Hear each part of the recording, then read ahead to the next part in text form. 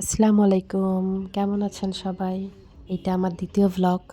এদিন ছিল 1st জানুয়ারি ২০২৫ এর ১ম দিনে আমরা চলে গিয়েছিলাম মাওয়াতে। ইলিশ খাওয়ার উদ্দেশ্যে রওনা দিয়েছিলাম আসলে। এই তো আমরা মাওয়া ঘাটে যেহেতু যাচ্ছি, তাই ভাবলাম স্যার জগদীশচন্দ্র বসুর বাড়ি থেকে ঘুরে যাই। যেই কথা সেই কাজ, চলে গেলাম শ্রীনগর বিক্রমপুর।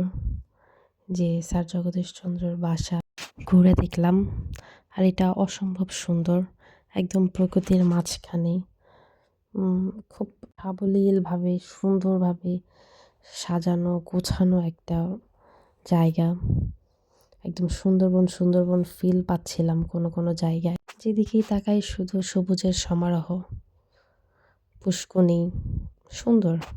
তারপরে আমরা ওখান থেকে গিয়েছিলাম লিফ লঞ্চে। এই রেস্টুরেন্টটা মাওয়া যেতে লৌহজঙ্গে অবস্থিত। এনাদের ইনডোর আউটডোর অনেক ধরনের বসার স্পেস আছে, অনেক ধরনের ফুল গাছ, নানা ধরনের গাছ, সুন্দর সাজানো গোছানো পরিপাটি। এই তো আমার মেয়ে তো দেখলেন হাত আর আটকাইতে পারে নাই, ফুল দেখে সে অলরেডি ছিঁড়েও ফেলেছে।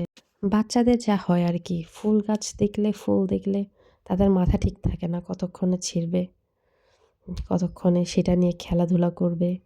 এই তো আমি আরও কিছু ভিডিও নিলাম, কিছু বিউটিফুল ক্লিপস নিলাম আপনাদের সাথে শেয়ার করার জন্য। দেখেন আপনারা, ভালো লাগবে, ভালো লাগলে অবশ্যই যাবেন।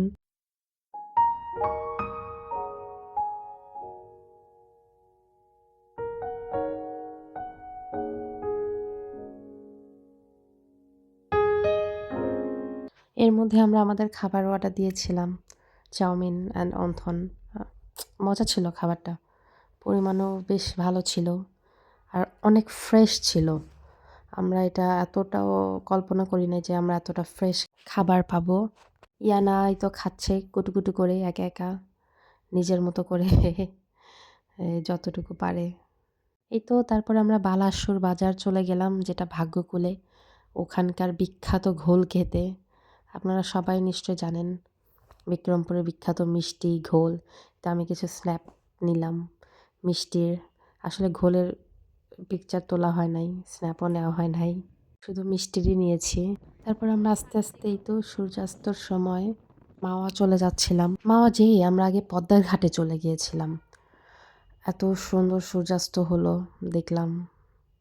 তারপর ওইখানে বালি ডেজার দিয়ে মনে হয় বালি দিচ্ছিল।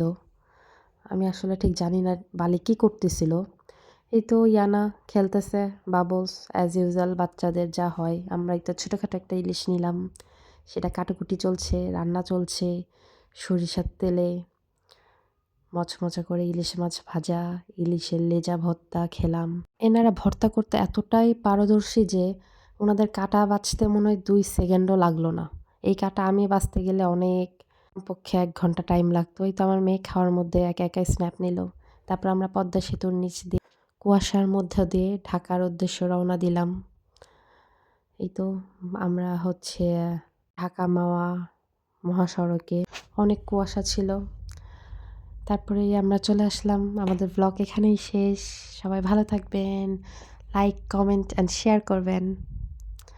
আসসালামু আলাইকুম সবাইকে।